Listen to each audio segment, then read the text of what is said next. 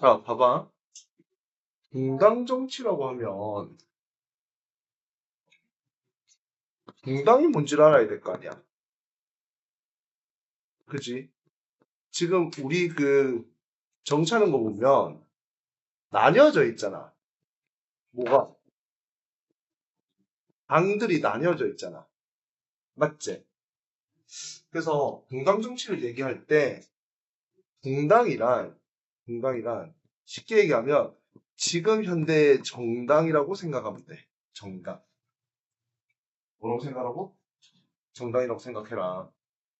그러면 정당 같은 경우에는 자, 사회에서 뭐라고 얘기를 하냐면 정치적 견해가 같은 사람들이 정치적 견해가 같은 사람들이 모여있는 정치 집단이라고 얘기하거든. 알겠나? 그러면 얘네들이 정치 집단이니까 뭘 원할까? 권력 획득이 목적이다. 이렇게 얘기를 하는 거야. 권력 획득. 근데 이거는 우리 지금 얘기고. 그죠? 이때 당시 권력 획득을 목적으로 모여있는 집단이라고 하면 뭐냐면 대역죄인들. 맞잖아. 왕한테 내가 네 말고 내 마음대로 정치 권력을 가질 거야. 이렇게 얘기하는 거랑 뭐가 달라? 똑같지. 그러면 이때는 뭐라고 생각해야 되냐면 정치적 주도권을 잡는 게 목적이다라고 얘기해야 돼. 자신들의 목적에 의해서. 알았나? 자, 그래서 초기 붕당이 어떻게 되냐면 자, 우리 앞에 훈부와 사림이라는 사람들이 있었어. 그죠? 근데 이 사림이라는 집단이 언제부터 권력을 잡기 시작했냐면 선조가 등극하면서부터 권력을 잡기 시작했던 사람이다 라고 얘기합니다. 선조가 등장하면서부터. 알았습니까? 그래서 처음에 선조가 등극했을 때 권력을 잡았던 사림들이 그러면 이제는 훈구는 이제 더 이상 정치 권력 세력으로 존재하지 않는단 말이겠지. 자, 선조 때 동인과 서인으로 나뉩니다. 뭐와 뭘로 나뉜다고? 동인과 서인.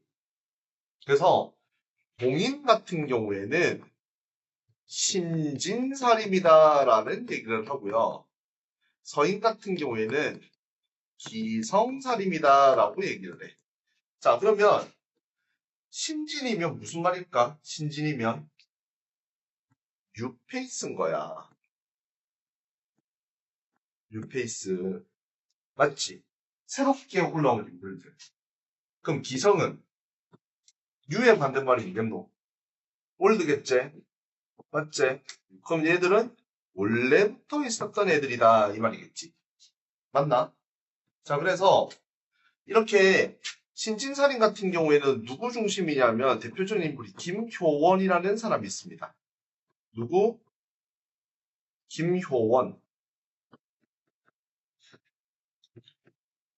자, 그 다음에 기성살인 서인의 거두에는 누구를 얘기하냐면 심의겸이라는 사람이 있어. 심의겸. 그러면 너네가 동인과 서인이 나뉠 때 왜 동서로 나뉘었는지를 알면 조금 쉽겠죠. 왜 나뉘었을까? 저쪽이었대요, 집이. 그래, 맞아. 맞아. 그러니까 김효원 씨 집에서 모였을 거 아니야. 맞지? 그러면 김효원 씨 같은 경우에는 자기네 집이 동대문 밖에 있었던 거야. 동대문 쪽. 그러면 의겸 씨 집은 마침 어디에 있었단 말이겠지? 서대문 밖에 있었던 거야. 알겠습니까?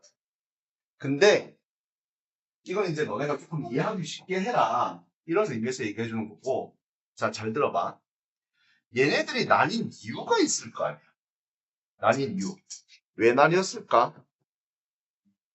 이거를 우리가 동서분당이라고 하거든. 당이 두 개로 나뉘어졌다. 그래서 동서분당이라고 하는 거야.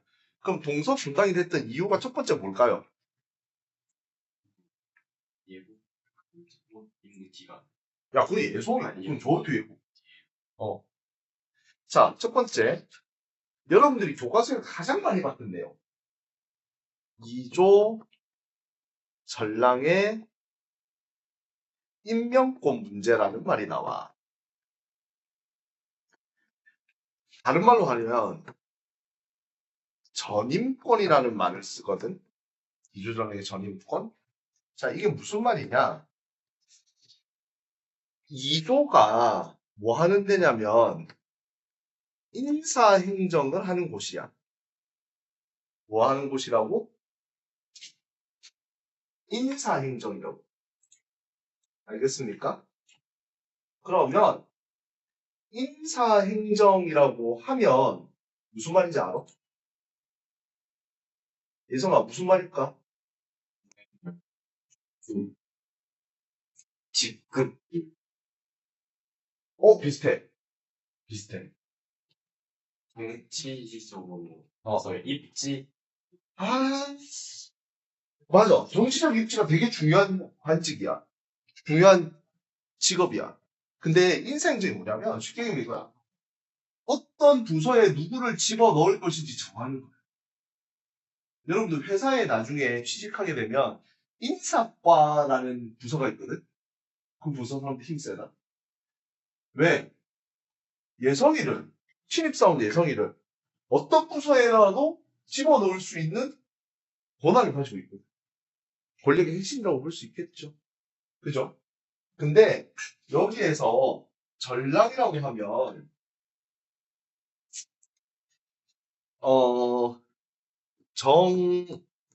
정오품이었던 정랑과 정육품이었던 좌랑의 합친말이거든. 반직 이름이야, 반직 이름. 알겠습니까? 그래서 숫자가 5, 6이야, 5, 6. 그렇게 높아 보이지는 않습니다. 높아 보이지는 않습니다. 근데 높아 보이지는 않는데 자리는 좋아. 핵심 요직이야. 그런 거 있잖아. 자리는 높지 않으나 권력의 중심에 가기 위해서 여기를 반드시 거쳐야 된다라고 하는 그런 좀 중요한 자리들이 있죠.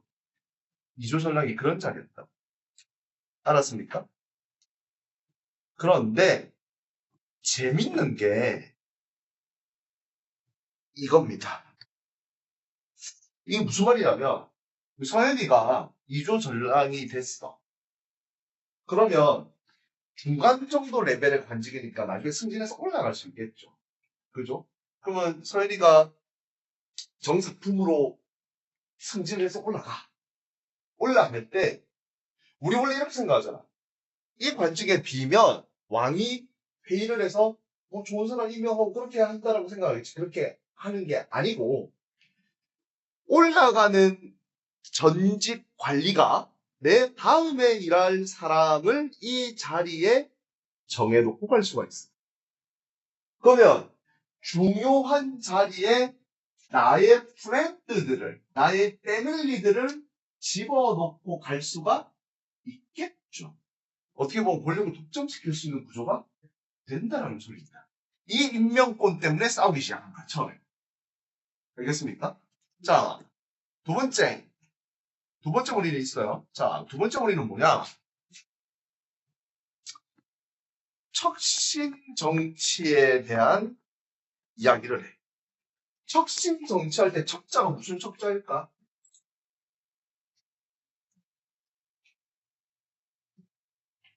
척신 정치할 때 척자. 이게 무슨 말일까?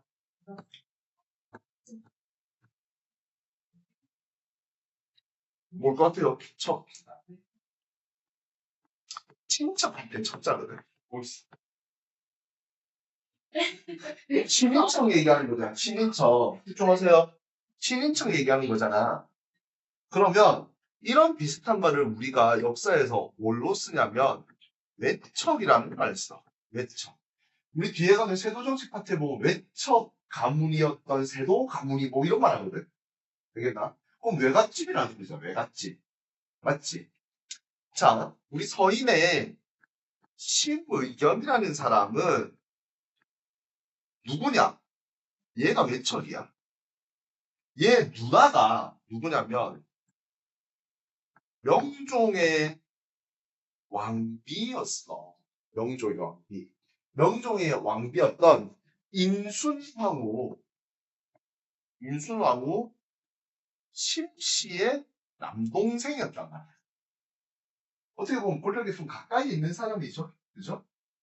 근데 이 심의겸 씨가 우리 심의겸 씨께서 어떻게 했냐? 자신의 정치 세력을 어느 정도 형성한 거예요. 왜냐면 이건 여러분들 교과서에 안 나옵니다. 그냥 스토리를 얘기하는 거예요. 명종이라는 사람은 지독한 엄마의 간섭을 받았던 사람이에요. 그러니까 명종의 어머님이 살아계실 때 갑자기 고유명사가 생각이 안 나.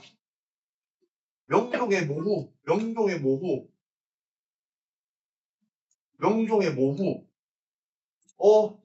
명종의 엄마, 누구였다? 명종의 엄마 문정왕후 윤씨라는 사람이 있거든요. 알겠습니까? 그러니까 명종의 정치는 문정왕후 윤씨가 살아있을 때랑 문정왕후 윤씨가 죽은 다음이랑 완벽하게 정치의 형태가 바뀝니다. 그러니까 엄마가 있을 때는 엄마의 간섭을 되게 많이 받았고, 엄마가 없을 때 이제 자기가 어느 정도 하는 거야. 왜? 자기 이야기 같아요. 맞는 것 같은데, 자기 이야기 같은데. 오케이. 자, 봐봐. 그래서 이 당시 사람들은 명종 때, 명종의 엄마가 살아있을 때, 그때의 트라우마가 있었던 거야. 알겠습니까? 그러니까 문정왕후 윤씨가 살아있을 때는 문정왕후 윤씨의 똑같아. 남동생이었던 윤원형이라는 사람이 있거든요. 윤원형이라는 사람. 그 사람이 좀 정치를 개판쳤어. 자기가 권력 있으니까 자기 시스터가 뭐야? 왕비잖아. 힘 세지? 왕도 좌지우지하는 사람이지. 그러니까 이 사람은 뇌물받아고 막 이런 짓 한다고. 혹시 여러분들 인걱정이라는 사람 압니까? 인걱정. 들어본 적 있다. 인걱정. 걱정이가 아니고 걱정이다. 인걱정, 장길상 이런 사람들 있거든. 대표적인 우리나라의 도적들이다. 도적. 근데 의적이라고 표현해. 왜? 명종 때입니다. 살기 힘드니까 평가원리들 있으니까 그들의 재산을 빼서서 백성들 나눠준다. 이런 스토리가 그런 트라우마가 있어. 이 사람들은. 알겠지? 그러면 외척이 정치에 가담하는 걸 좋아하기는 싫어한단 말이야. 근데 심의겸은 명종의 모인 문정왕후가 죽고 나오니까 자기 사람들 모은단 말이야. 살인 중에 괜찮은 애들. 그러면 기성이는 올드라고 했었지. 이미 올라와 있는 상태라고 했었잖아. 이미 올라와 있는 상태. 맞죠? 이미 올라와 있는 상태. 그럼 무슨 말이겠노?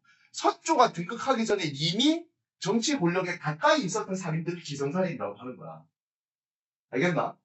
근데 이 뉴페이스들 같은 경우에는 누구 때 올라왔겠노? 선조 때 올라왔겠지. 뭐를 통해서 중앙간직에 올라왔을까? 소연아, 뭐를 통해서 중앙간직에 올라왔을까?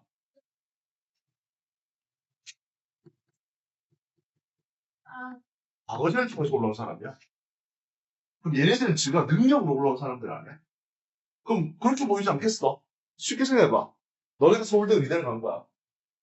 너네 열심히 빡공해가지고 내신 올 1등급 받아가지고 미친듯이 공부해서 수능 최저도 맞춰가지고 서울대 갔어. 근데 누구는 교수님한테 좀 잘 걸려서 올라온 애들이 있는 거야. 기분이 어떻겠습니까? 난리가 나겠죠. 그래서 이제 이 척신 정치에 대한 비판을 하기 시작하는 게, 자, 그럼 이 척신 정치에 대한 비판을 누가 하기 시작하겠노? 동인들이 하겠죠. 누굴 까겠죠? 서인들을 따르죠. 이러니까 동서 분당이 일어나는 거야. 이해됐습니까? 그러면 지금 동인과 서인으로 나뉘었어. 나뉘었어. 그지? 동인과 서인으로 나뉘었지. 자, 동인은 김효원 씨 중심으로 모인 친구들, 서인은 심의겸 씨 중심으로 모인 친구들, 맞죠? 그럼 효원 씨 중심으로 모인 이 친구들을 신진살인, 앞에서 배웠던 거 다시 한번 정리하는 겁니다. 심의겸 씨 중심으로 모였던 이 친구들 기성살인. 근데 얘네들 여기서 끝날까? 아니죠. 이 뒤에 쭉 라인을 잡아주는 사람들 있겠지. 맞나? 그래서 대표적으로 동인, 자 여기서 퀴즈. 동인이 있었을까? 서인이 있었을까? 50대 50입니다. 잘 찍어보세요. 동인이 있었을까? 서인이 있었을까? 김효원은 뭐 하는 사람이야? 그냥 쉽게 생각하자. 동인 대빵. 대박. 동인 대빵. 어디가 갔어? 그래서 서인. 아니, 그래서 동인이 셉니다. 실제로. 동인이 세력이 세. 때문에 알았나? 자, 동인 같은 경우에는 우리 1000원짜리 누구 계십니까? 율곡 이 선생님 계시죠. 이 동인은 율곡 2란다. 퇴계 이황. 헷갈리게 하지요. 퇴계 이황과 남명조식이라는 사람이 동인의 대표적인 인물입니다. 자, 서인은 성원이라는 사람이 있었는데, 봐봐. 쌤 아까 무슨 얘기했어? 동인보다 서인이 낫겠다 했잖아. 원래 이렇게 정치가 붕당 정치를 하는 이유가 뭐냐면, 자, 이렇게 나뉜 이유가, 야, 하나만 있으면 어떻게 돼? 썩어버리자.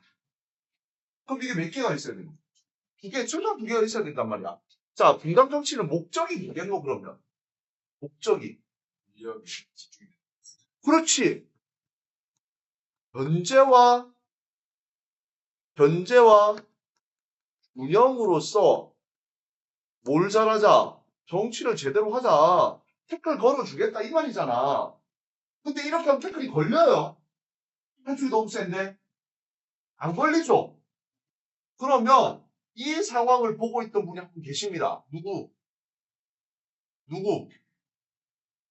5천원짜리. 한국이 그렇지. 율곡 이 선생님께서 스스로를 서인으로 자정해. 스스로가 정해놓은 거야.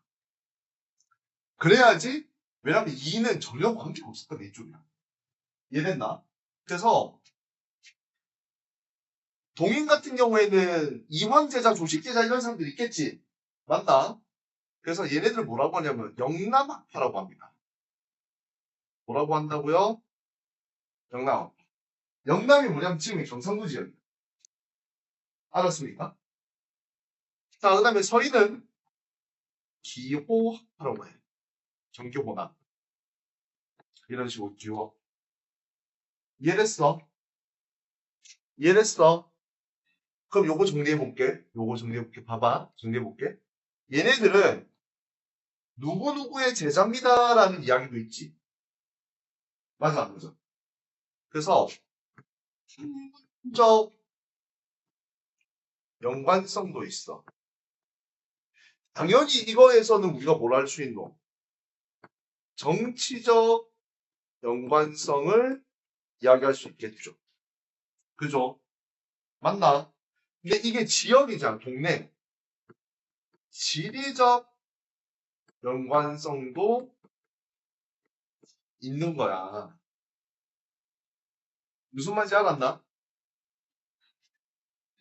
이게 초기 분당 정치 모습이야. 정치적 연관성, 학문적 연관성, 지리적 연관성을 가지고 제일 중요한 거 상호 견제와 균형의 원리를 인정했다 이거야. 즉 상대편이 뭔가를 주장하면 인정해주는 방식으로 진행이 됐었습니다. 이해됐습니까? 원래 정치 이렇게 해야 되잖아. 상대편이 태클 거면 그래 그러면 너네가 태클 거는 이유가 뭐야? 이런 식으로 해가지고 연결이 돼야 될 거 아니야. 그죠? 이해됐나? 자, 그런데 자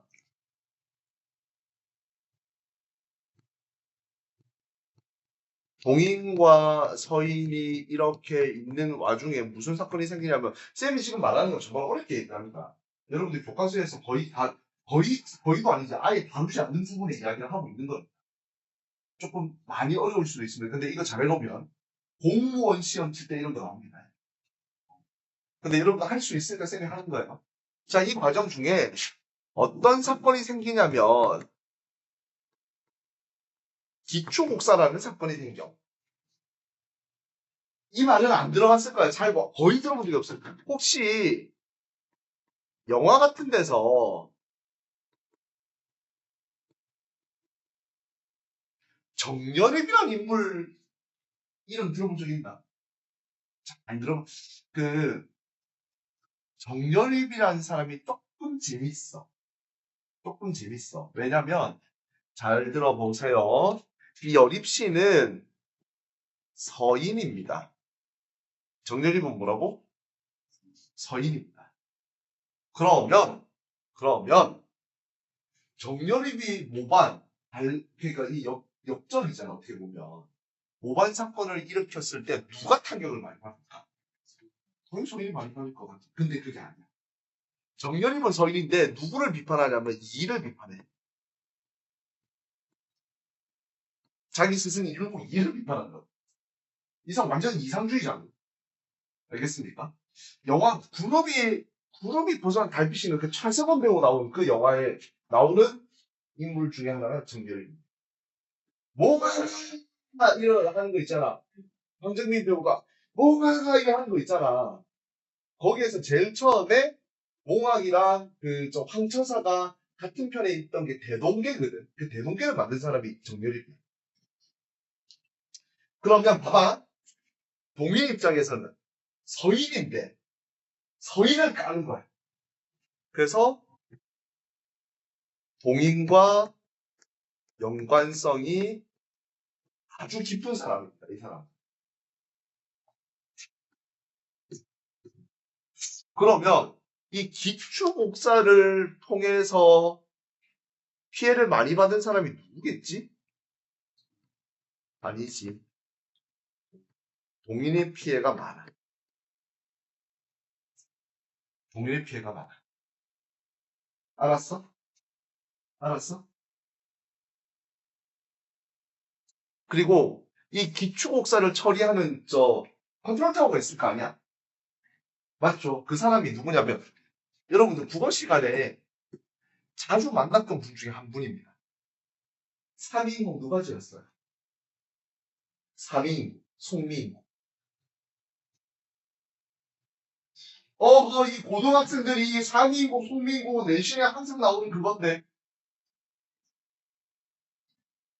순간 정철이라는 사람이 처음. 목소리가 하는 거 같아. 목소리가 하는 거 같아. 야, 큰일 났다. 정철이라는 사람이 비추옥사를 처리하는 메인 컨트롤 타워가 된 거야. 이 정철은 서인입니다. 서인. 이 3인국 송민국 안 배워봤어 예성이? 아, 확인했는데. 기억이 안 나죠? 서연아, 3인국 송민국을 배웠을 때 정철이라는 사람이 어떤 인물일 것 같아? 느낌상. 저 진짜 생각 없이. 아하. 야, 3인국 송민국 내용이 뭐야? 어허.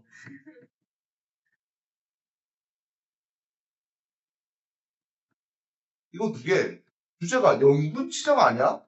아, 네. 영군치정 아니야? 임에 대한 싸라가 아이가 싸라. 그 임이 누구? 임금님 아이가? 그 임금님 누구? 손조. 손조. 이해됐어? 근데 글을 보면 선생님은 정철 선생의 생애를 조금 알아서 그런지 몰라도 너무 고집분 같은 느낌이 들지 않아요? 왜냐면 임금은 이 사람한테 관심이 없어. 보냈잖아. 근데 보냈으면 유대 보냈으면 에이씨 막 이럴 거 아니야. 근데 그래도 뭐야? 마이린이라고 있는 거야. 자기가 달빛이 돼서라도 이게 3인국에 나오는 말인가? 달빛이 돼서라도 그대를 찾아뵙겠다 이렇게. 스토커인가?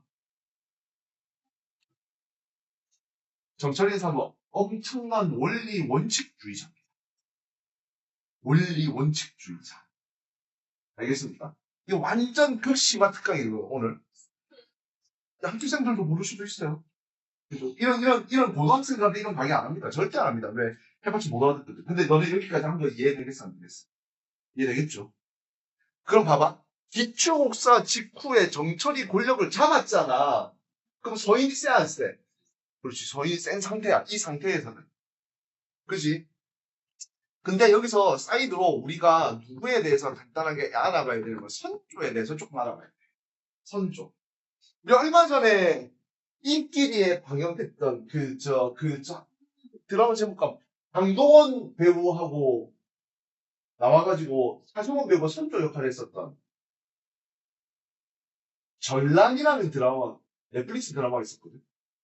전란. 거기에 보면 선조가 되게 이상한 애로 나. 배우, 차승원 배우가 너무 연기를 잘했는데 선조는요, 어떤 사람이냐면 잘 들어보세요.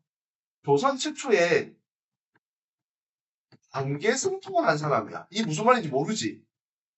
쉽게 얘기하면 왕위를 이을 만한 자격이 없는 사람이었다. 얘. 왜 그러냐면 선조 앞에 명종이 됐죠. 명종이 자식이 없이 죽어. 직계 후사가 없는 거야. 이해됐나? 그래서 명종이 자기가 후사가 없이 죽을 것을 알고 있었나 봐. 그래서 그러면 친척들 중에서 왕위를 잇는 사람이 나와야 될 거 아니야. 셀렉을 하겠죠. 그 중에 덕풍군이라고 해서 명종으로 치면 자기 이제 사촌 정도 되거든요. 되겠습니까? 하도 이 왕실은 이게 족보가 복잡하니까, 그지? 덕흥군의 아들이 셋이 있었는데, 이런 일화가 있어요. 하면은 그 덕흥군의 아들 셋을 너무 사랑해서, 이 조카들 너무 사랑해서, 데리고 왔어. 그래서 막 이제 얘기하고 놀고 있었단 말이야. 그러던 와중에, 여기 모자 쓰는 거 있지? 그 모자를 벗어서 첫째한테 딱 씌워줬어. 예쁜 조카들이고 씌워줄 수도 있잖아. 씌워주니까, 기분이 어떠냐? 라고 물어봤더니, 와, 내가 왕이 된 거 너무 좋습니다. 막 이러는 거야. 둘째한테 씌워, 와, 기분이 나랑 알팠어. 막 이러면서. 셋째한테 딱 씌워줬더니, 쓴 이 관물을 바로 벗어서 이렇게 명종이가 올리면서 하는 말이, 전하, 소신을 죽여주시옵소서. 이건 뭐지? 그러면서 하는 말이 뭐냐면, 왕의 관문을 오직 왕만이 쓸 수 있는데 어찌 소신이 이 관물을 받들어 쓰겠나이까. 그렇게 하는 게 맞아. 그때부터 이제 명종은 얘를 눈여겨 본 거야. 그 셋째 아들이 선조입니다. 덕흥군. 그래서 명종이 죽을 때 유언을 남겨요. 다음 왕통은 덕흥군의 삼자 다성군에게 보위를 물려주어라. 그래서 선조가 왕이 됐어. 그럼 얘는 원래 왕이 될 수 있는 레벨이 아니었던 거야. 알았습니까? 그럼 얘는 뭐가 있을까? 왕위 계승의 정당성이 약간 떨어지는 아이. 정식 그 루트가 아니니까. 그죠? 왜 세자 책봉을 받고 그랬던 루트가 아니잖아. 그래서 얘는 정통성에 대한 얘기를 해야 되거든. 정통성. 이 정통성에 대한 얘기를 왜 지금 이렇게 어려운 파트를 얘기하면서 정통성 얘기를 하느냐. 나중에 이것 때문에 예송이 일어나. 아까 예성이 아닙니다. 알겠습니까? 그래서 또 하나의 아이러니한 일이 벌어집니다. 손주가 결혼을 했거든요. 왕비가 있어. 의인하고 박씨라는 이제 정실 부인을 두었는데 애를 공주도 안 돼. 아예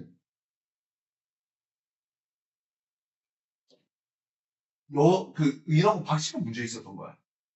왜냐면 다른 부분들로부터 아들을 낳거든. 애를 많이 낳아 손주가. 알겠습니까? 그래서 그 중에 첫째가 임해군, 둘째가 광해군. 둘째가. 근데 왕으로 있거나 지배자로 있으면 옛날에 항상 신하들이 뭘 얘기하노? 후사를 세우시옵소서. 네 다음에 누구 왕 시킬 건데 이거거든. 왜? 왕이란 자리에는 단 하루라도 비울 수가?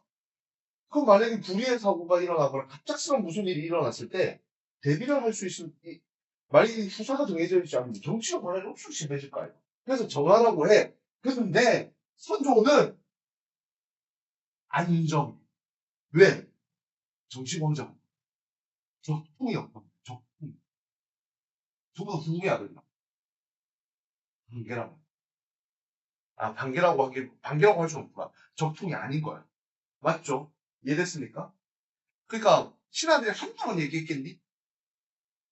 계속 전하 후사를 세우셔야 됩니다. 전하. 그럴 때마다 선조는 스트레스를 받았던 거야. 스트레스를. 그래서 나중에 이건 거야. 금기어가 됐다. 금기어가 됐던 거야. 알았죠? 그런데 우리 정철 선생께서 권력을 잡고 전하 후사를 세우셔야 됩니다. 합니다. 근데 이 사람 스타일이 할 수밖에 없겠죠? 그죠? 원리원칙주의자의 때때 문제 뭐 완전 꼰대 할아버지니까. 그 선조가 얘기 한번 들어보자.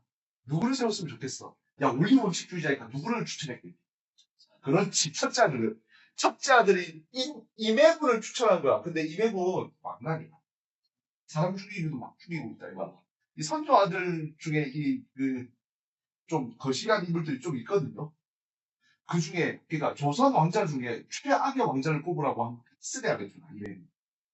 완전 막나니야. 걔를 자기 다음 누구로 세우래.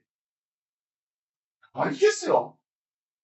이걸 뭐라고 하냐면 전철의 건저의 문제라고 하거든.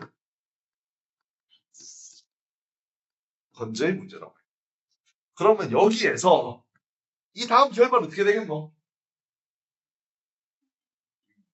그렇지. 서인이 다시 동인보다 약해지는 이 상황이 벌어지는 거야. 그러면 동인 아저씨들은 서인에 대한 철이라든지 방향성에 대한 얘기를 하겠나 안 하겠나? 당연히 하겠죠. 당연히 하겠죠. 어떻게 얘기할까?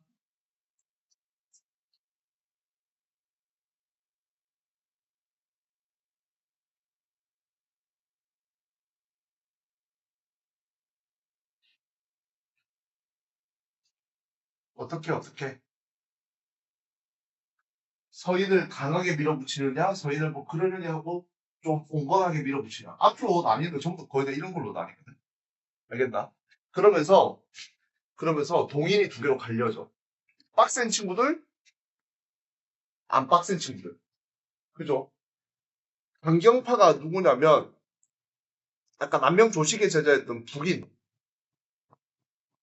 그 다음에 퇴계 이항의 율곡학파가 이제 남인. 이렇게 돼 있는 거예요. 이렇게. 그러니까 북인은 누구랑 관련돼 있다고요? 남명 조식과 관련돼 있고, 남인은 퇴계 이황과 관련돼 있는 퇴계학파. 자꾸 내가 율곡이라고 하네. 그러면 이 상황이 언제냐면 요렇게 세 개로 돼 있었지. 요렇게 세 개. 맞지? 이게 임진왜란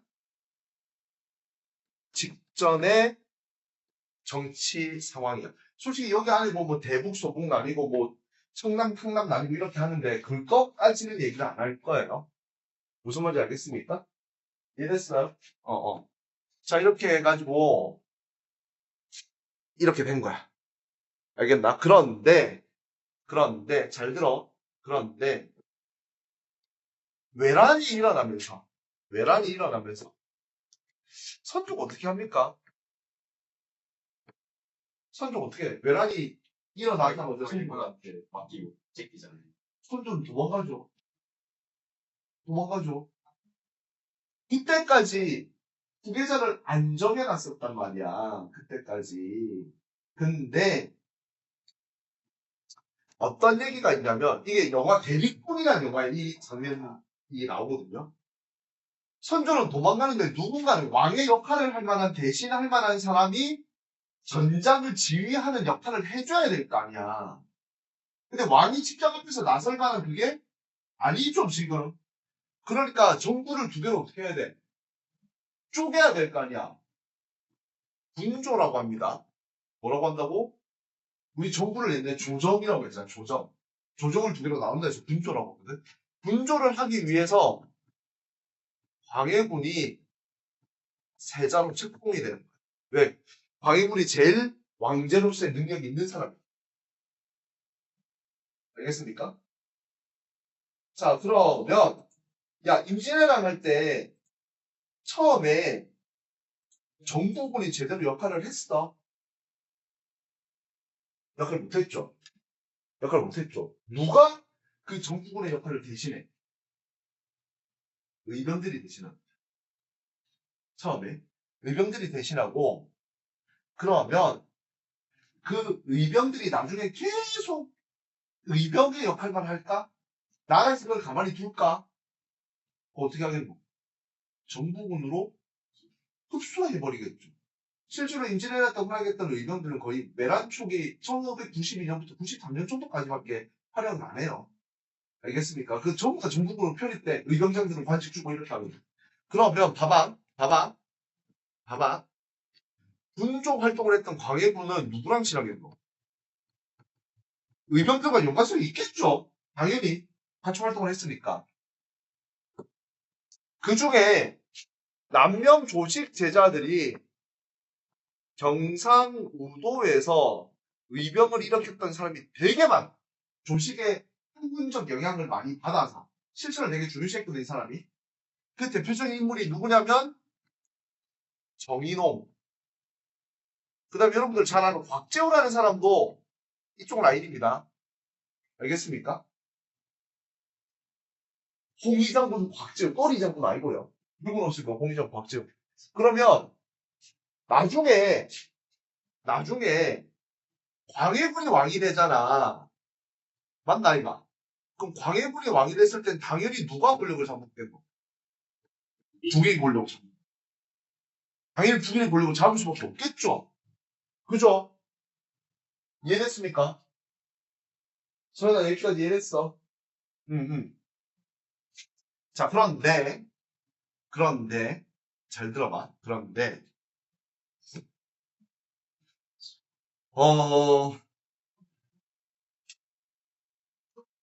외란이 끝났습니다.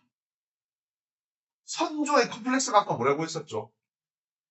순수 혈통. 그렇지. 정식 왕비로부터 얻은 적통이 없다라는 컴플렉스가 있었죠.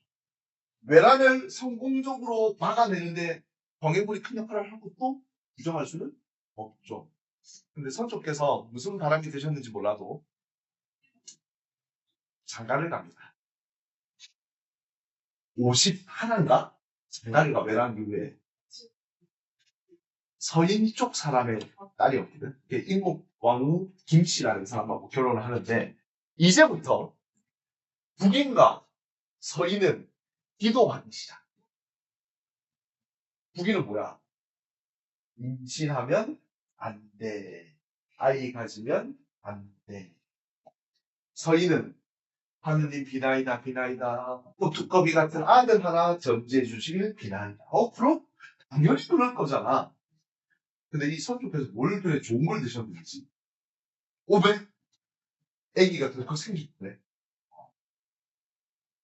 그때부터 이제 북인은 공주 이런 문자를 쓰고 서인은 왕자 이랬을 거 아니야. 10개월 후에 아이가 태어납니다. 건강한 딸이 태어납니다. 첫째가. 그러면 휴, 까비. 이렇게 되겠죠. 얼마 뒤? 또다시 임목광우께서 회임을 하십니다. 또다시 뭐 하겠노? 공주, 왕자, 이런 거 있었을 거 아니야. 맞지? 근데 이번에 태어난 아이가 누구냐면, 비혼의 왕자, 영창대군이 태어나. 얘가 무슨 죄가 있어, 얘가. 선조는 자기 평생의 소원을 이루었죠. 평생의 소원을 이루었죠. 근데 이미 나이가 환갑을 바라보고 있습니다. 큰일 났습니다. 근데 선조는 만약에 여기서 내가 선조였다면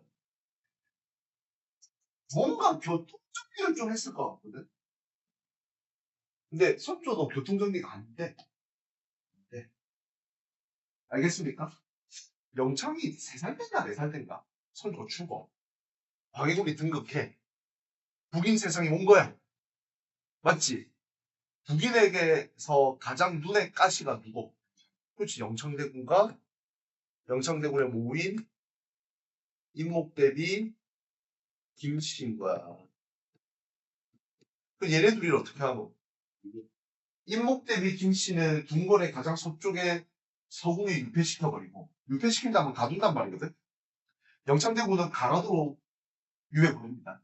근데 원래 유해 보낼 때 되게 멀리 보낸단 말이야. 근데 좀 가까이 보냈어. 이게 약간 뭐 하나라일 수도 있는데 그 광해군에 약간 의도가 있지 않았을까라는 생각을 할 수 있습니다. 왜? 그냥 우리가 정확하게 알 수는 없으니까, 기록이 없으니까. 그래서 이후에 얼마 뒤에 영창대군을 강화도에서 사사시킵니다. 죽입니다. 그러면 이건 뭐고? 어미를 피하고 아우를 죽였다라고 하는 해모살제 이론이 됩니다. 해모살제. 자, 그리고 우리가 자, 광해군이라고 하면 반드시 머릿속에 일단은 해모살제는 얘기해야 되겠지. 맞나? 자, 플러스 광해군이라고 하면 반드시 뭐 얘기해야 돼? 중립외교 얘기해야 돼. 맞지? 명청조책이 중립외교. 봐봐요. 광해군은 되게 실기적인 사람이었던 것 같아. 왜냐면 명나라가 조선에 임진왜란 때 와서 도와주고 맞아. 근데 도와주러 왔다라고 하는 명나라 군사들이 했던 행각도 엄청나. 해악질 많이 했거든. 알겠지? 그리고 지금 조선은 평안도 일부를 제외하고 전국토가 외란의 영향으로서 황폐화, 축토화되어 있는 상태잖아. 그런데 명나라가 위기에 처해 있으니까 우리가 구하러 가야 된다? 이게 과연 맞는 말인가? 지금의 관점, 현대적인 관점에서 봤을 때는 100% 가면 우리는 힘이 없거든, 그만큼. 그리고 광해군이 나름 열심히 노력을 해서 조금 국력을 회복해놨는데 거기에 휘말리면 또 국력을 가져먹어야 돼. 중립외교를. 그래, 아마 광해군 생각이 쌤 생각이랑 비슷했던 것 같거든요. 근데 일부 사람들은 조선시대 양반들이잖아. 성리학적인 그 대의 명분론에 의해서 제조 지원을 갚아야 된다. 우리 영화 광해에 나오는 장면이 있잖아. 명나라에게 뭔가를 갖다 바친다라고 하면서 무슨 황금을 얼마 바치고 막 이런 식으로 그 진상품에 대한 이야기를 하면서 이제 그 광해군 대역이었던 이제 이병헌 배우 역할이 했던 말. 그게 왜 이렇게 웃으면서 좋아할 일이냐. 우리가 왜 그렇게 해야 되냐고 그렇게 얘기했던 그 장면이 기억이 나거든요. 자, 그런데 성리학적, 쌤은 이렇게 표현할게. 양반들 성리학적 꼰대들, 지극한 성리학적 꼰대들 이 봤을 때는 광해군은 임금으로서의 자격이 있나 없다. 일단은 물리적으로 답이 없는 사람이. 그 다음에 명에 대한 대의 명분에서도 답이 없는 친구지. 그지? 광해군이 실제로 이 중간에 끼어있는 이 상황에서 좀 대처를 하기 위해서 실제로 그 사료 전투, 명나라랑 구금이랑 싸우는 사료 전투에 실제로 군대를 보내기도 했었죠. 그죠? 강웅립에게 그 훈련된 병사들을 주어서 보내면서 이제 그 병사들의 생명을 지키기 위해서 나중에 강웅립이 어떻게 합니까? 항복을 한단 말이에요. 그러면 후금의 입장, 나중에 청나라된 후금의 입장에서도 조선은 우리랑 별로 싸울 생각이 없는가 보다라는 생각을 하면서 조선은 국력을 유지시키고 자신들의 혼란스러움을 회복하는 데 더 힘쓸 수 있잖아. 그렇게 했던 중립외교 정책을 했었어. 근데 이게 성리학적 꼰대들 눈에는 마음에 들어 안 들어? 마음에 안 들어. 그럼 이거 두 개가 뭐야? 이거 두 개가 인조 반정의 명분이 되는 거야. 누가? 서인님이. 근데 누가 그러냐면 남인이 같이. 선생님, 남인은 원래 북인이랑 같은 나이 아니에요? 맞잖아.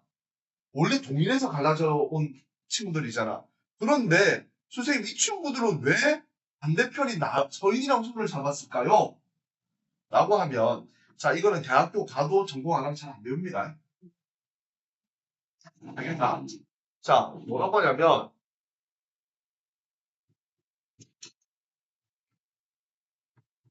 혜태 변총론이라는 게 있어요. 뭐가 있다고? 혜태 변총론이라고 하는데, 아까 북인들이, 예성아, 북인들의 대빵이 원래 남명 조식 선생이랬지. 그래서 원래 조선에 보면 문묘라는 게 있거든, 공자사당. 그래서 문묘에는 우리나라 생리학에서 아주 큰 업적이 있는 사람들을 갖다 모셔놓는 거야. 그래서 남의 배 그렇지. 근데 이게 좀 재밌는 게, 아니 훌륭한 사람은 그냥 아무나 그냥 갖다 올려놓으면 되잖아. 그죠? 그런데 문묘에는 아마 티오가 있었나 봐요. 티오가.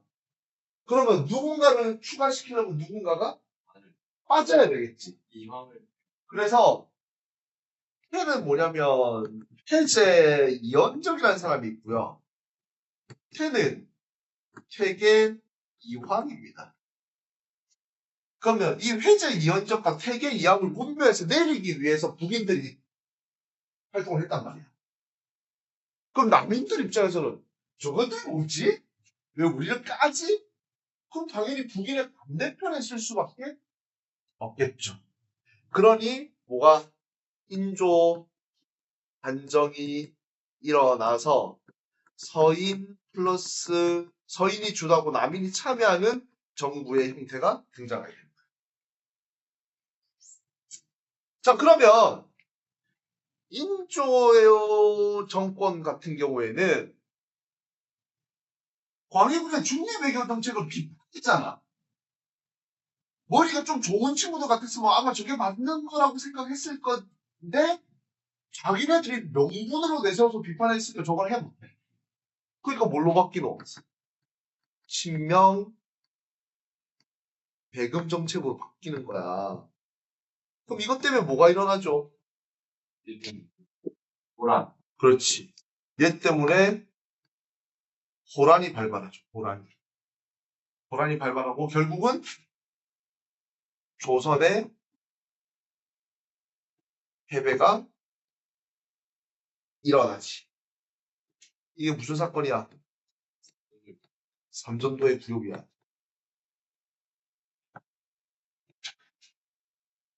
알겠습니까? 이해됐어요?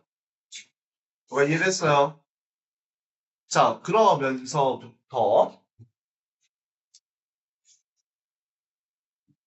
스토리가 진행이 됩니다. 자, 잘 들어봐. 이거 잘 들으셔야 돼요. 호란이 일어난 직후에 어떤 일이 벌어지냐면 명이 멸망을 해. 여러분들 우리 그거 있죠. 유교적으로 아주 보수적이고 남녀 차별을 막 말하고 하는 그런 사상들이 있지. 전부 다 이 유의 이야기입니다. 조선 후기 이야기거든. 명이 멸망하면서 자 어떤 사태가 발생을 하냐면요. 명을 우리가 뭐라고 생각했었어? 중화라고 생각을 했었지. 중화라고. 맞지? 세상의 중심, 우리가 받들어야 되는, 사대해야 되는 존재라고 얘기했었잖아. 그죠? 그런데, 우리가 그렇게 생각하고 받들었던 이 존재가 누구에게 멸망을 당했어? 청에게 멸망당하잖아. 만주족이잖아. 뭐라고 생각했던 거야? 오랑캐라고 생각했던 존재들에게 멸망한 거야. 그러면, 자, 이것도 현대적 관점에서 한번 볼게요. 현대적 관점에서 봤을 때는, 야, 우리가 오랑캐라고 멸시하던 쟤들이 어쩌다가 저렇게 강해졌지라는 생각을 할 거 아니야. 쟤들 뭐야? 어쩌다가 저렇게 된 거야? 그러면 얘네들이 왜 이렇게 됐는지 한번 알아보자라는 생각을 할 수도 있겠죠. 그 시대에 그렇게 했던 사람들이 있습니다. 그들이 누구냐면, 카파라고 하는 실학자들이 얘들의 문물을 받아들여야 된다. 이런 식으로 주장을 하게 되는 거야. 여기까지 우리가 충분히 이해할 수 있죠. 그죠? 충분히 이해할 수 있죠. 근데 성리학적 꼰대들께서 사고를 칩니다. 우리가 중화라고 떠받들던 명이 멸망했으니 그 중화의 명맥을 이어받을 것은 중화를 떠받들었던 우리밖에 없을 것이다. 우리가 작은 중화가 돼서 그 중화의 명맥을 이어나가자. 이게 뭔 소리지요? 어떻게 보면 말하는 사람 따라가면 저도 말하는 거 아이가? 맞잖아. 그러면서 대의 명분을 얘기하면서 무슨 얘기를 하냐면 국벌론을 얘기합니다. 국벌론. 우리가 저 오랑캐들한테 당한 치욕을 갚아주자. 그래서 실제로 국벌론이라고 얘기하면 효종과 뭐 송시열, 이황과 같은 인물들이 실제로 준비를 하다가 실행하지는 못했죠. 그죠? 실행 안 한 게 다행이라고 생각합니다. 만약에 실행했었으면 우리 집 중국으로 수업할 수도 있어요. 왜냐면 그때 청나라가 최전성기였거든. 강희옹정 걸중에 3대 150년간 최전성기에 걸려 괜히 잘못 붙었다면 우리도 박살났을 수도 있습니다. 실제로 진짜 2%는 없지만요. 자, 그러면 다시 소중화의식으로 넘어오면서 그러면 어떻게 되고 성리학이나 유교에 대한 그런 것들 조금 더 체계 원리적인 것으로 더욱더 강하게 해야 되겠지. 그래서 어떻게 하냐면 성리학의 보수화가 일어나. 되게 보수적이 된다고. 융통성이 없어진다고. 그러면서 무슨 얘기를 하냐면, 예학의 발달이란 말을 하거든. 뭐라고? 예학의 발달. 예학은 뭐냐면, 예의 범절에 대한 학문이야. 예의 범절에 대한 학문. 쉽게 얘기하면. 그러니까 그런 거 있잖아. 야, 제사를 지낼 때 무슨 색깔 어디에 놔야 되고 막 그런 거 있잖아. 아니, 뭐, 어디로든 우리, 할아버지 할머니께서 와, 잘 먹고 가면 되는 거 아니야? 우리는 그렇게 생각하는데, 더욱더 중요시. 감히, 여자가 어디 감히, 뭐, 이렇게 되는 거야, 이제. 그럼 사회가 이렇게 바뀌었다는 거 알 수 있겠죠, 그죠? 자, 이걸 좀 봅시다. 이제 예송 얘기할 건데, 인조에 아들 둘이 있어. 아들 둘이. 누구?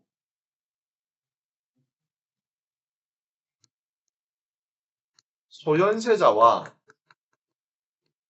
공림대군이거든? 이 둘인데, 이 둘 다, 호란의 결과로 청나라의 볼모로 잡혀갑니다. 인질로 잡혀갑니다. 근데 소현세자 같은 경우에는 개혁적인 인물이야. 조금 개방적인 인물. 그리고 소현세자의 부인이었던 세자빈 강씨가 보통 사람이야. 쌤이 예전에 겨울방 특강대 그 언급을 했을 건데 소현세자의 비었던 세자빈 강씨가 청나라의 볼모로 잡혀갈 때 자기 폐물 같은 거 있잖아. 목걸이 이런 거 있잖아. 가죽 같은 거 청나라 심양에 가가지고 팔아. 돈을 마련해서 땅을 사서 농장을 만들어가지고 농장을 경영해서 뭘 하냐면 지금으로 치면 뭐냐면 로비스트. 청나라 고위층들하고 왜 어차피 자기 남편이 소현세자가 나중에 지금 세자니까 왕이 될 거면 청과의 관계가 중요할 거잖아. 그죠? 그래서 청나라 고위 귀족들과의 관계를 돈독하게 하는데 썼던 사람이거든. 정치적으로 쉽게는 되게 좋은 거 아니야? 그런데 소현세자가 이제 귀국을 하고 갑자기 죽어. 갑자기 죽어. 조선에 의문스럽게 죽었던 임금이나 왕세자들이 좀 꽤 되시거든요. 우리나라 사람들 저 뭐고 음모론 좋아하잖아. 음모론 얘기하면 할 말 많습니다. 뭐, 소현세자가 죽어서 누가 공림대군이 어쩔 수 없이 왕위를 잇게 되겠죠. 왜? 둘째니까. 그죠? 그래서 이분이 표종대왕이 되시거든요. 알겠습니까? 아이, 파란색으로 조금 헷갈리겠다. 이분이 효종이거든. 자, 근데 효종 다음에 자, 광인효 현 축정령이지. 현종이거든. 현종이 왕위에 올랐을 때 자, 이때 당시에 뭐를 중요시했다고? 예학을 중요시했댔잖아. 예학을. 알겠나? 현종이 죽었을 때 인조의 부인이었던 자의대비 김씨라는 사람이 살아있었어. 그러면 족보로 봤을 때는 현종의 할머니제. 왕실의 가장 큰 어른이잖아. 맞지? 그래서 이 자의대비 김씨의 상복을 입는 기간을 가지고 정치적인 대립이 아닌 학문적 대립이 일어난다. 예학이니까. 그래서 서인은 효종을 둘째 아들로 본 거야. 둘째 아들로. 아, 맞잖아. 둘째 맞잖아. 어떻게 둘째 형이 있는데. 근데 남이는 효종을 첫째 아들로 본 겁니다. 첫째 아들. 대립하겠죠. 근데 이거 어떻게 보면 야, 신기하다. 둘 다 맞는 말이야. 둘 다 맞는 말이야, 둘 다. 맞잖아. 형이 죽어서 얘가 첫째 역할을 했으니까 첫째로 봐도 무방하죠. 근데 태어나서 둘째로 왔을 때는 첫째로 할 수는 없잖아. 왜? 둘째일 때랑 첫째일 때랑 자이레미 김씨가 있는 상복의 기간이 달라져. 상복의 기간. 이거를 우리가 예송 논쟁이라고 합니다. 1차 예송이거든, 이게. 알았죠? 이때는 누가 이기느냐? 서인의 의견이 받아들여져. 왜냐면 현종이 성인이 아니었거든, 이때. 좀 어렵거든. 뭘 알겠노? 그냥 힘센 쪽으로 넘어갈 뿐이잖아. 맞지? 자, 근데, 역사 재밌습니다. 이래서 역사가 재밌습니다. 아이러니하게도 16년 뒤에 현종의 엄마가 죽어. 현종의 모우가. 이때 이 자이레비 김씨 할머니 또 살아있어. 이 할머니가 돌아가셨으면 2차 인종 아니려나. 아니, 논쟁을 벌일 필요가 없잖아. 이거 아이러니하는 거야. 당연히 서인은 자신들의 주장대로 기남을 주장했고 남인은 당연히 일남이라고 주장을 했던 거야. 오일남 할아버지 아니야. 다 죽어. 그거 아닙니다. 근데 다 죽을 뻔했어요. 나중에 이것 때문에 개판 나거든. 이게 2차라고 2차 예송.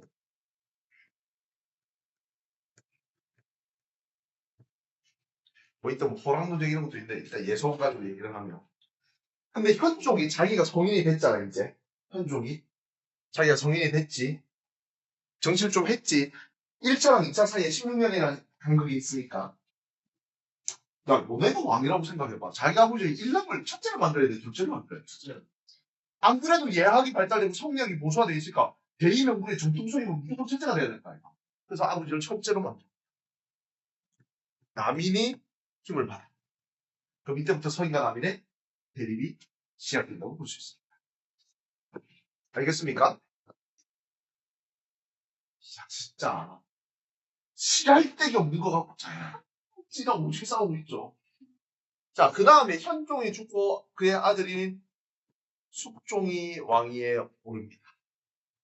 우리가 저 영조 종조의 키워드 얘기할 때 항상 탄평증이란 말을 먼저 하잖아. 제일 처음에 나온 게 영조 종조 키워드 뭐야? 이러면 여러분들 전부 다 책용 이렇게 얘기를 할 거거든. 그렇게 배웠을 거고 학교에서 중학교 때도. 근데 원래 탄평이라는 말을 제일 처음 썼던 사람은 누구냐면 숙종이에요. 숙종은 전제 정치를 하고자 했던 인물이거든.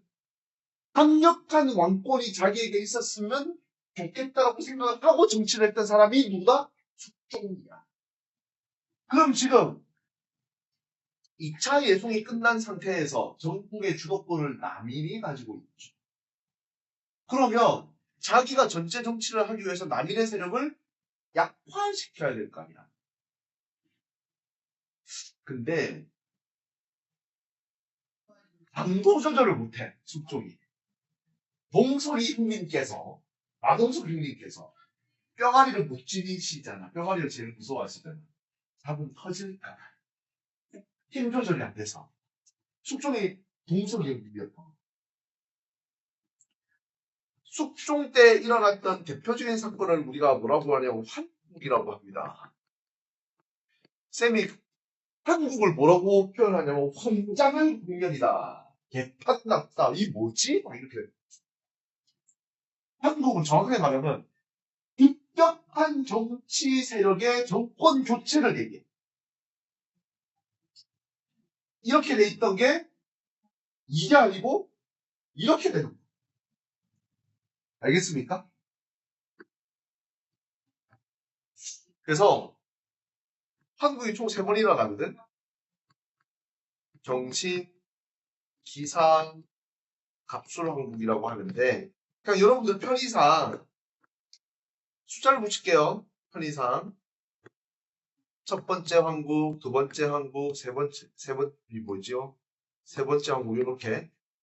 왜냐면 정신대출척이라고 하고 뭐 기사하고 갑술왕국 하는데 이런 전문적인 용어는 참 나오거든요. 알아놓으면 좋겠지만. 그럼 봐봐. 정신왕국의 결과가 뭐였을까? 지금 누가 셌던 거야? 그럼 여기는 서인이 전국을 주도하는 거야. 이해됐나?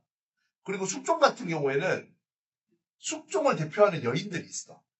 누구?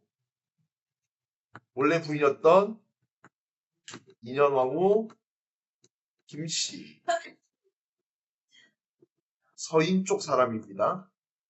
알겠습니까? 그리고 시대의 악독한 여자로 표현되는 기빈 장씨. 남인 쪽 사람입니다.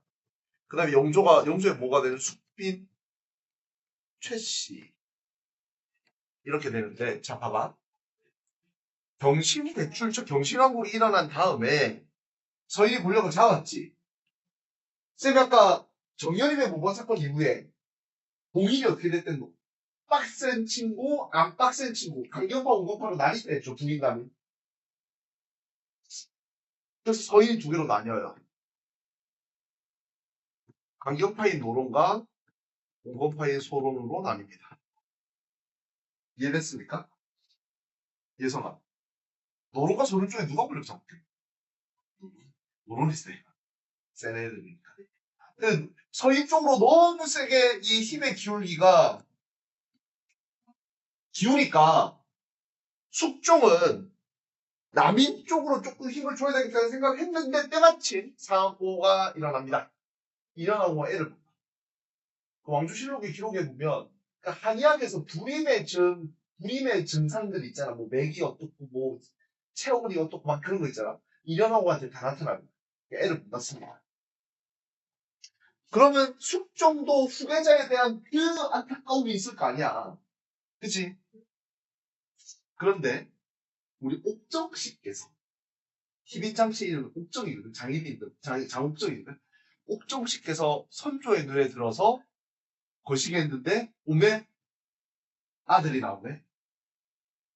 그 아들이 이제 숙종의 첫째 아들 경종입니다. 경종입니다. 당연히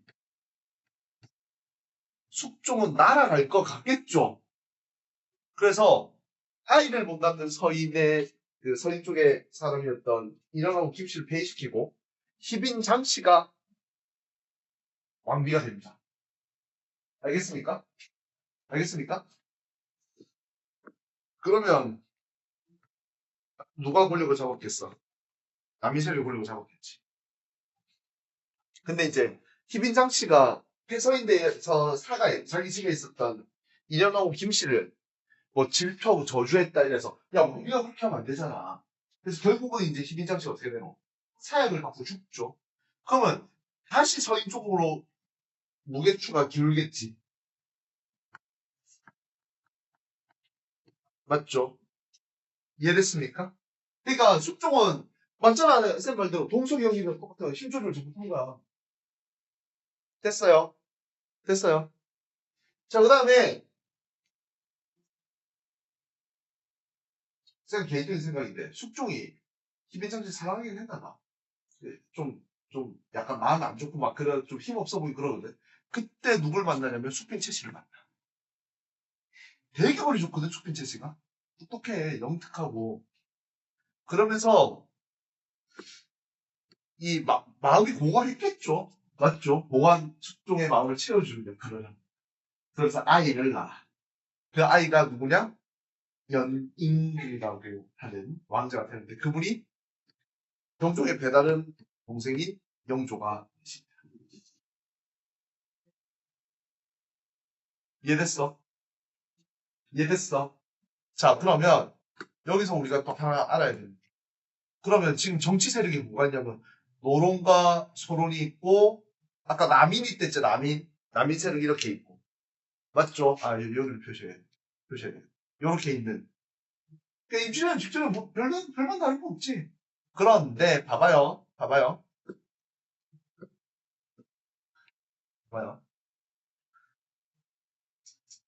갑술왕국이 끝나면서부터 누가 권력을 잡았겠어? 서인의 노론 세력들이 권력을 점합니다. 거의. 한국이 결과가 이렇거든? 이게 원래 분당이 당을 나누게 된 이유가 뭐라네? 점이 많. 그렇지. 근데 그렇게 된 거야. 그래서 이러한 일련의 과정을 조선 후기에 있었던 이러한 일련의 과정을 뭐라고? 분당 정치의 변질이라고 합니다. 원래 처음에 제가 아까 뭐랬어요? 처음에 얘네들은 정치적 연관성, 학문적 연관성, 지리적 연관성까지 가지고 있고 상호 견제와 균형의 원리를 지키고 정치를 했댔잖아. 분당 정치 처음부터 안 좋은 거 아니었어. 우리나라 사람들은 항상 토론하면 쳐 싸워서 그게 문제지만. 근데 이제는 그게 진짜 변질된 거야. 진짜. 이해됐나? 진짜 변질된 거야. 자, 그런데, 자, 소론과 남인 세력들은 영종을 지지했고요. 영조 맞다. 노론은 영조를 지지하는 세력입니다. 왜냐? 경종 다음에 영조가 무조건 왕이 될 수밖에 없는 상황이었어. 경종은 아이를 낳지 못합니다. 엄마 때문에. 장희빈이 이제 이런 거야. 장희빈이 사약을 받고 죽기 전에 내 아들이 보고 싶다. 그때 정종이 어렸거든. 그래가지고 보고 싶어서 마지막인데 보여줄 수 있잖아. 보여줬는데 거기서 강제적으로 정종의 거시기한 거를 없애버렸어. 애한테 그러니까 악녀로 표현된 거지. 그러니까. 지하들. 그래. 조선의 왕실의 대를 끊겠다 이러면서. 근데 어떻게 보면 경종하고 영종은 정치적 라이벌이잖아. 둘이 사이 너무 좋았대. 그리고 경종이 그래서 그런지 몰라도 몸이 안 돼. 경치는 많고. 그런데 이제 우리 그런 거 있잖아. 우리 먹지 말라고 하면 먹고 싶은 거 있잖아. 자기 병에는 볶아 먹은 게장인가 하여튼 그 먹으면 안 되는데 이게 형아가 먹고 싶다니까 동생이 구해다 준 거야. 근데 그거 먹고 나서 1년 뒤에 죽어. 경종이. 그러니까 영조는 두 가지 컴플렉스를 평생 가지고 있었던 사람인데 첫 번째는 자기 엄마가 숙빈체시가 뭐냐 원래 무술이 출신이야. 무술이가 뭐야? 궁녀들이 시중을 듣는 사람이야. 궁녀들의 시중이야. 그럼 무슨 말이야? 뭐 천민이라는 소리입니다. 출신이 천해. 천박했고 천박하다고 표현했었고 두 번째는 자기 형을 죽였다라고 하는 얘기를 듣고 살았거든. 평생 동안. 알았습니까? 자, 그래서 경종이 죽고 누가 왕위에 오르냐면 영조가 왕위에 오릅니다. 영조. 자, 영조하고 우리가 평책을 한댔죠. 근데 자, 쌤이 아까 배경을 설명했습니다. 영조의 탕평책 같은 경우에는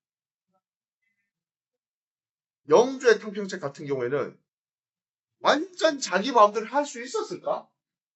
없었죠. 왜? 자기가 왕위에 오르는데 도와줬던 사람들이 노론이잖아. 그래서 노론을 절대 배제는 못해. 완벽하게 배제는 못해. 그래서 이걸 뭐라고 하냐면 완론이라고 합니다. 노론을 어느 정도 인정해주는. 알았습니까? 그리고 왕궁 강화를 하기 위해서 이제 여러 가지 일들을 하는데 그 중에 하나가 뭐냐면 서원을 정리시켜버려. 서원을 정리시켜버려. 동당의 근원이 되는 서원이 조선 후기 때 얼마만큼까지 드러나 있었냐면 약 한 400개가 넘었을 거야 아마. 알겠습니까? 이해됐나? 자, 서원을 정리하고 그 다음에 우리 또 영조하면 균형법 얘기 나와야 되겠죠. 그 다음에 이게 더 영조하면 한국의 위인들 본다. 신문고 제도.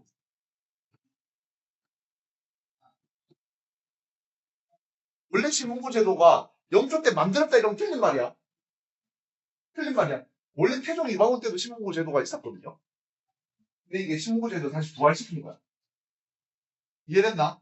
그래서 억울하게 노비가 된 억울하게 노비란다. 억울한 사람들의 이야기를 들어주겠다는 얘기도 있지만 자신의 반대되는 세력들의 이야기를 나에게 들려주라는 의미도 있었던 것 같아요. 알겠습니까? 자, 앞에 집중 조금만 하면 좀 남았어. 근데 영조가 우리나라에서 가장 왕위에 오래 있었던 사람인가? 51년? 한 50년 넘어요. 안 지겹겠니? 지겹겠죠. 그죠? 너네 보고 게임을 50년 동안 한번 할 수 있겠습니까? 그건 할 것 같아. 근데 정치는 게임이랑 다르잖아. 그래서 중간에 자기 아들이 누구? 사도세자에게 글자가 왜 이렇지? 자, 영조의 아들이 사도세자인데 얘한테 잠시 정치를 맡겨. 대리청정을 시켜. 그러니까 영조는 쉬러 가. 근데 사도세자가 되게 개혁적인 인물이거든. 조연세자와 비슷하게. 엄청나게 개혁적인 인물. 얘가 대리청정을 하기 시작하면서부터 어떻게 하면 노론의 기본적인 권력들은 전부 다 싹 무시하고 새로운 개혁 정치를 합니다. 난리가 나는 거야. 그럼 노론은 정치적으로 위협받아. 그래갖고 쉬러 갈 때 영조 급하게 불러올려가지고 결국 영조가 누구를 어떤 일을 벌이게 됩니까? 사도세자를 귀주에 가둬서 죽어. 몸이 굳어가지고 이게 시신을 발에 넣는데 몸이 펼치지도 않았대. 사도세자. 영조가 사도세자가 싫어 죽였을까? 쌤이 봤을 때는 정치적인 권력을 지키기 위해서 사도세자를 죽이는 선택을 했던 것 같아요. 내가 봤을 때. 왜? 자기는 명분이 좀 부족한 사람이기도 하고, 노를 완벽하게 배제할 수 없었을 거. 근데 그렇게 했다는 것을 알 수 있는 게 뭐냐면, 사도세자가 죽었으면, 다른 뭐 친척들한테 이제 왕위를 넘겨줄 수도 있지만, 어떻게 합니까? 사도세자 어린 아들 누구? 산이에게. 이름이 산이거든. 리마우티, 이산. 정조에게 왕위를 물려줍니다.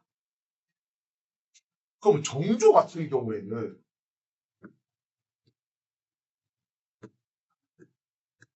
노론이 자기 출처 원수 아니야.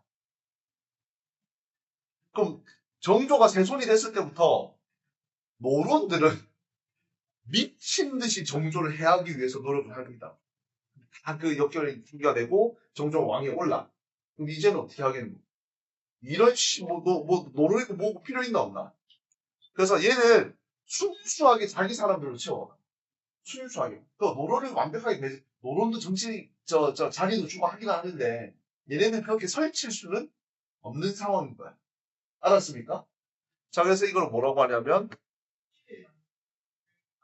줄론이라고 해. 정확하게 말하면 영조와 정조의 청평책의 성격은 다릅니다.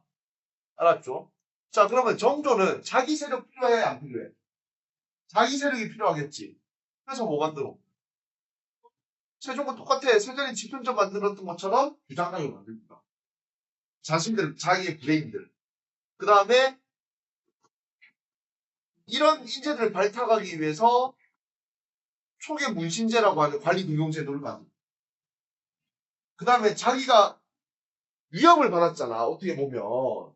맞죠? 그래서 왕권을 강화시키기 위한 군대. 뭐 만듭니까? 이름.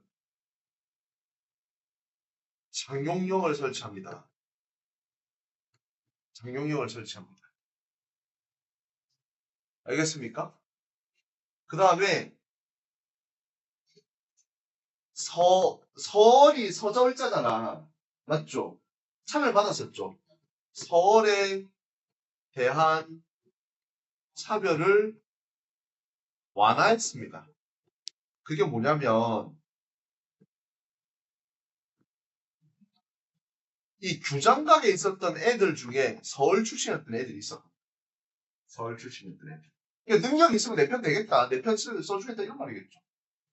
대표적으로 우리 북학이라고 하는 책을 박제가, 이덕무와 같은 인물들이 서울 출신이었거든요.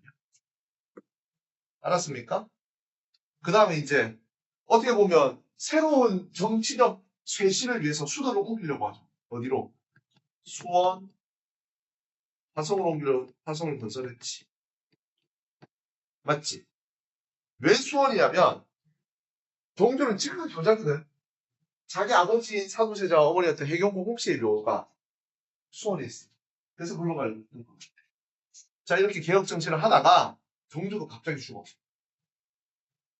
자, 그래서 이런 영조 정조의 탕평책을 뭐라고 하냐면 탕평책에 대한 의의를 얘기를 하면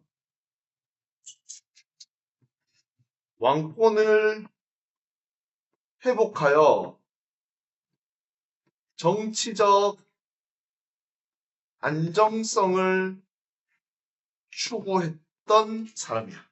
일종의 정치개혁 운동이죠. 왕 중심의, 부왕 중심의 정치개혁을 했던 사람이잖아. 하려고 했었던 사람이잖아. 맞지? 자, 근데 한 게 일시적 개혁이야.